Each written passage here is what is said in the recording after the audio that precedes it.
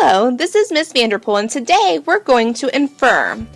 Remember, when I infer, I can use what I read in the text and background knowledge to figure out what the author is saying. To infer, I use what I already know with what's in the text.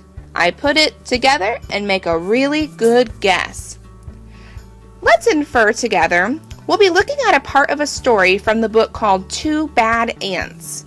The story begins when an ant scout returns home with a mysterious crystal. The queen ant decides it is the most delicious food she has ever tasted. That evening, the other ants, wishing to make the queen happy, set off on a journey to fetch home as many of these crystals as they can carry. The journey is a dangerous one. Following the scout, the ants travel through lots of rough, unfamiliar terrain to reach the treasure they seek. Throughout the journey, the ants are encountering many places and household items that we, as humans, are very familiar with. However, ants are not, because it's not in their natural home. So, we as the reader get to see the story through the eyes of an ant. So, to continue the story, the other ants do not notice that two small ants have stayed behind. So the two ants have decided to eat crystals to their heart's content. And when morning comes, the ants are violently awoken by something. They manage one narrow escape after another until finally they decide to choose one last crystal each and leave the strange and frightening place. Lugging the crystals back home, they're glad to be doing the right thing and returning to their family. Now, the greatest part of this book is the adventure it takes you on as a reader. The author doesn't tell you everything that is happening in the book.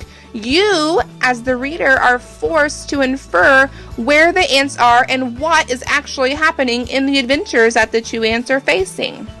So, let's make an inference together. First, let's think about what we already know, or our background knowledge, or our schema about kitchens. What do I already have in my backpack? In my backpack, I know that kitchens typically have a stove, a refrigerator, cabinets and countertops, toasters, sinks, and many other things. But I also have background knowledge about each of those things individually, like a sink, for example. I know that it is usually made out of metal. It has a drain. It has a faucet. I know that water usually comes out of the faucet. I also know that faucets can be made out of metal and sometimes are silver. So, let's take a look at these 2 pages from the book Two Bad Ants. Good readers ask themselves questions during reading. So, while I'm reading this selection, ask yourself, what is this fountain that the ants are talking about? What is this waterfall that they see? What is this silver tube, and where are these 2 ants? Now, remember, to answer these questions, an author may not tell you directly in the text. Sometimes you have to figure out what is going on by making an inference. Use what you already know with what's in the text. Put it together and make a good guess. Here we go. They landed near what seemed to be a fountain, a waterfall pouring from a silver tube. Both ants had a powerful thirst and longed to dip their feverish heads into the refreshing water. They quickly climbed along the tube. As they got closer to the rushing water, the ants felt a cool spray. They tightly gripped the shiny surface of the fountain and slowly leaned their heads into the falling stream, but the force of the water was too strong. Let's answer one of those questions that I mentioned earlier. Where are the ants? So, what do I already know about sinks? Well, I know that they're usually made out of metal. It has a drain. It has a faucet. I know that water usually comes out of the faucet. I also know that faucets can sometimes be silver.